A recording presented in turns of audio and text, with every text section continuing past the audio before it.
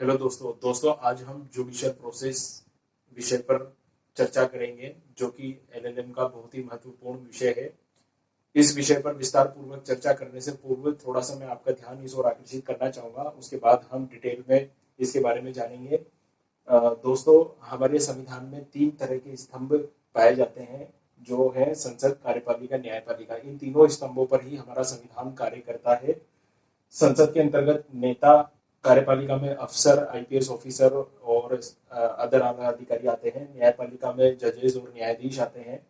दोस्तों, जब संसद और कार्यपालिका अपना कार्य सही से नहीं करती है और जनता इनसे परेशान रहती है, तब न्यायपालिका संसद और कार्यपालिका के कार्य में हस्तक्षेप करते हुए जनता के हित में न्याय प्रदान करती है, तो उसे ही जुडिशियल प्रोसेस कहा गया है।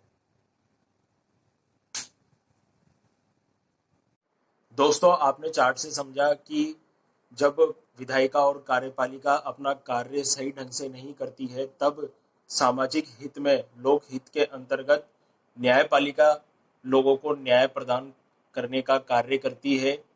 क्योंकि दोस्तों, देखा जाए तो किसी देश में यदि लोगों को न्याय प्राप्त नहीं होता है, लोग न्याय के लिए वंचित रह जाते हैं, तो उस देश में विधि का होने या ना होने का कोई मतलब नहीं रह जाता है दोस्तों। और हमारे देश के अंदर तो पुरातन समय से न्याय की प्रधानता रही है। जिस देश में पुरातन समय में कर्तव्य और नैतिकता को प्रधानता दी जाती थी, जिस देश में लोग एक दूसरे के प्रति सर्वे भवन्तु सुखिनः, सर्वे सन्तु निरामयाः, सर्वे भद्राणि पश्यन्तु मा कश्चित् भाग भवेत्, अर्थात सभी सुखी हो, सभी निरोगी हो, सभी का कल्याण हो और सभी चिरायु हो, ऐसी भावनाएं हमारे उस जमाने में प्रचलित हुआ करती थी। और लोग उस समय काफी अच्छा न्याय प्राप्त किया करते थे। विक्रमादित्य के काल में राजा विक्रमादित्य चौपाल पर बैठकर न्याय किया करते थे और लोगों को बहुत ही अच्छा न्याय उस समय पर उपलब्ध होता था। जैसे कि उनके दरबार में एक बार एक महिला और एक दूसरी महिला आई। दोनों महिलाएं एक बच्चे पर अपना दावा प्रस्तुत कर रही थी कि ये बच्चा मेरा है।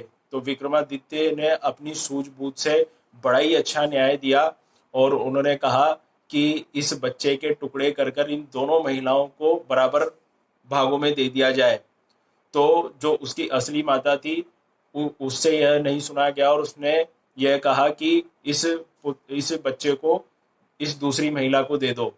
तो विक्रमादित्य तुरंत समझ गए कि जो वास्तव में जो उसकी रियल माता है वो ये है, क्योंकि कभी भी कोई अपने बच्चे की माता यह नहीं चाहेगी कि मेरे बेटे के टुकड़े टुकड़े हो जाएं। उसके बाद अगर आगे देखें, जब सभ्यता और विकसित हुई, तब जहांगीर के काल में भी काफी अच्छा न्याय प्रदान किया जाता था। उस समय पर पशुओं को भी न्याय मिलता था दोस्तों। पशु को न्याय इस प्रकार मिलता था कि राज दरबार के बाहर में एक घंटा लगा दिया जाता था और जब कोई भी जानवर उस घंटे को बजाता था तो उससे यह समझा जाता था कि वो पशु राजा के समक्ष आया है और उनसे न्याय की गुहार कर रहा है। इसी प्रकार जब कालक्रम और आगे चला, तब शाहजहां के काल में भी काफी अच्छा न्याय प्रदान किया जाता था। उस समय पर चोर का पता लगाने के लिए चोरों की ही नियुक्ति की जाती थी। तो दोस्तों, इस तरह से हमारी सभ्यताओं में न्याय काफी चरम स्तर पर था। लेकिन धीरे धीरे वर्तमान में जब विधि द्वारा समाज का संचालन का कार्य किया जाने लगा, तब लोग न्याय से वंचित रहने लगे। तब न्यायपालिका ने वास्तव में काफी अच्छा और व्यापक कार्य करते हुए बीच में अपना हाथ डाला और लोगों को न्याय प्रदान किया। जैसे कि पहले कोर्ट में केवल पीड़ित पक्षकार ही न्याय प्राप्त करने के लिए जा सकता था, लेकिन जब से पीआईएल, पब्लिक इंटरेस्ट लिटिगेशन, लोकहितवाद आया, तब सामाजिक हित में अगर कोई बात है तो कोई भी व्यक्ति कोर्ट में जाकर दस्तक दे सकता है और न्याय प्राप्त खुद तो कर ही सकता है और पूरे समाज को और प्राप्त करवा सकता है। तो दोस्तों, इस तरह से न्यायपालिका ने अपनी भूमिका अदा की। तो अब आप मोटे मोटे रूप से समझ सकते हैं कि फ्रेंड्स, न्यायपालिका के द्वारा या न्यायाधीश के द्वारा न्याय प्रदान करने के लिए जो भी कार्य किया जाता है वही न्यायिक प्रक्रिया कहलाती है। और मैंने जैसा आपको बताया कि जिस देश में न्याय अगर नहीं मिल पाता है तो वहां पर विधि होने या ना होने का कोई औचित्य नहीं रह जाता। तो कुल मिला के देखा जाए तो केवल न्याय प्रदान करने के लिए ही न्यायिक प्रक्रिया विषय का अभ्युदय हुआ।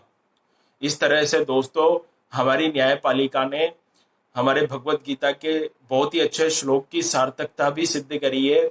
जब भगवान श्री कृष्ण ने कहा था कि जब इस धरती पर अधर्म बढ़ेगा तब तब न्याय की स्थापना के लिए भगवान जन्म लेंगे। तो वास्तव में देखा जाए तो भारतवासी अर्थात भारत के लोगों के लिए न्यायपालिका ने भगवान श्री कृष्ण की भूमिका निभाई है।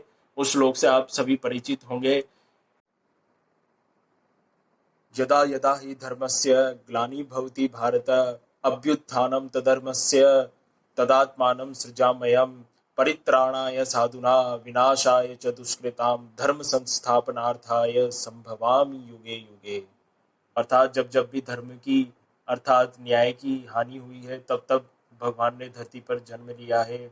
ऐसे ही दोस्तों न्याय प्रदान करने के लिए न्यायिक प्रक्रिया के विषय के रूप में न्यायपालिका ने इस श्लोक की सार्थकता को सिद्ध किया है। दोस्तों इसके ये तो न्यायिक प्रक्रिया का एक बेसिक कॉन्सेप्ट रहा कि वास्तव में न्यायिक प्रक्रिया विषय क्या है। आगे हम एलएलएम के अंतर्गत जो अध्याय इस विषय में डाले गए हैं उस पर बिल्कुल विस्तृत रूप से हम चर्चा करेंगे और बिल्कुल बारीक बारीक पॉइंट्स को लेते हुए मैं आपको इस विषय के बारे में काफ़ी खुलकर समझाऊंगा ताकि आपको इस एग्ज़ाम में बिल्कुल भी कोई भी दिक्कत नहीं आए। इसके लिए आप मेरे YouTube चैनल से जुड़े रहें।